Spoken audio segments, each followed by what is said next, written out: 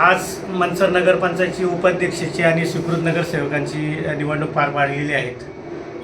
दोन्ही जे काही गट होते त्या गटाचं बलाबल पाहता एक स्वीकृत सदस्य त्यांना राष्ट्रवादी पक्षाला गेलेलं आहे आणि एक स्वीकृत सदस्य आमच्या आघाडीला भेटला आहे.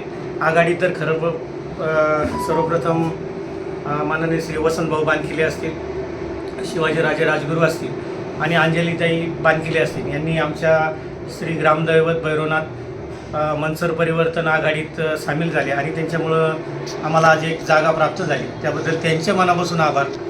आमचे पक्षाचे नेते माननीय एकनाथभाई शिंदेसाहेब असतील, शरददादा असतील, जिल्हाप्रमुख दरेकर साहेब असतील, त्याच्याप्रमाणे येवले साहेब असतील, आमचे सचिन बांगर असतील, थोरात साहेब असतील, तालुका प्रमुख, या सगळ्यांच्या विचारविनिमयाने आम्ही असं ठरवलेलं आहे. स्वीकृत सदस्य खरं तर तज्ज्ञ असतो, पण थोडी राजकीय घडामोड पण पाहता ज्यांना दुर्दैवाने थोड्याफार मताने पराभव झालेला असतो अशा लोकांचं पुनर्वसन करणं गरजेचं असतं.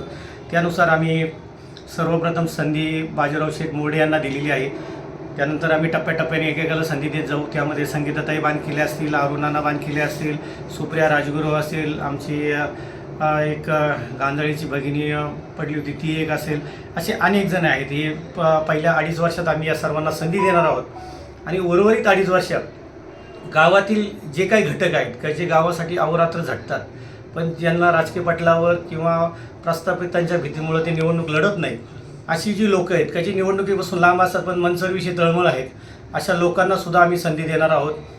त्यामध्ये प्रामुख्याने ग्रामदैवत भैरवनाथांचं मान ज्या कुटुंबाला आहे, खानदेशी कुटुंबाला, ज्यांना पालखीचा मान असतो, त्यांना अनेक वर्ष या गावाचं नेतृत्व करायची संधी भेटली नाही, त्यांनासुद्धा आम्ही याच्यात स्वीकृत नगरसेवकात समावेश करणार आहोत. आणि तुम्हाला दिसेल पुढे विविध जी लोकं आहेत जी या निवडणुकीच्या प्रक्रियेपासून वंचित राहतात, लांब राहतात का नको बा राजकारण हे चांगल्या लोकांचं काम नाही, पण ह्या लोकांचा सल्ला इथं खूप मोलाचा आहे, म्हणून अशा लोकांनासुद्धा आम्ही संधी देणार आहोत. एकंदर जे आता मनसरच्या नगरपंचायतमध्ये जी बिनविरोध निवडणूक झाली, उपनगराध्यक्ष किंवा बाकीची प्रक्रिया, तर हे खूप म्हणजे एकदम सामंजस्याने झाली, त्याच्याबद्दल तुमचं काय मत आहे? नाही, जो जनतेने ज्यांना आधार दिलेला आहे त्यांना काय दिलेत, नगराध्यक्षपद आम्हाला दिलं, त्यांना काही थोड्या जागेत दिल्यात, त्याच्यात कुठलाही घोडेबाजार न करता जे जनतेने आम्हाला दिलं आहे तेच सर्वस्व मानून आम्ही त्या पद्धतीने निवडणुकीला सामोरं गेलो. विनाकारण राजकारण करायचं म्हणून केलं नाही.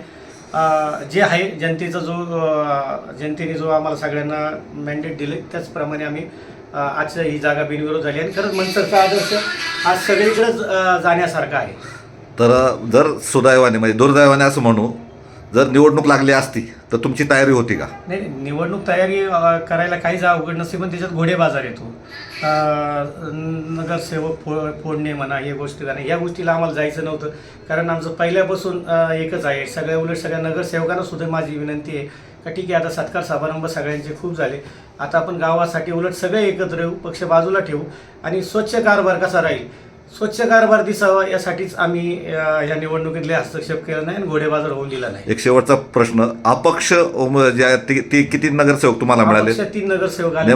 त्यापैकी 1 नगरसेवक आमच्या आघाडी बरोबर आहे आणि 2 नगरसेवक हे राष्ट्रवादी काँग्रेस बरोबर आहेत. नाही, म्हणजे तुमच्याकडे जे नगरसेवक अपक्ष आले त्यांनी काय तुमच्याकडे काय अटी शर्ती कुठल्याही प्रकारच्या अटी शर्तीवाल्यांना आम्ही आघाडी सामावूनच घेतलं नाही. कारण आमचं पहिल्यापासून ठरलंय गावासाठी स्वच्छ कारभार कसा राहील यासाठीच त्या जे वचन दिलं त्या वचनाशीच आम्ही कटिबद्ध आहोत. हे आहेत दत्ता गांजाळे, जे मनसरचे माजी सरपंच आदर्श होते आणि विशेष करून जे भैरवनाथ पॅनल जे मनसर नगरपंचायतमध्ये जे नगराध्यक्षपदा जे दावेदार ठरले म्हणजे त्यांच्या पत्नी, तर यांनी अत्यंत एकदम व्यवस्थित सांगितले आणि सगळ्यात महत्त्वाचं त्यांनी सांगितलं की राजकीय घोडेबाजार न करता ही निवडणूक पार पडली, याच्यातच सर्वस्व आलं आणि हे मनसरकरांच्या दृष्टीने अत्यंत हितपूर्ण किंवा गौरवास्पद म्हटलं तरी चालेल.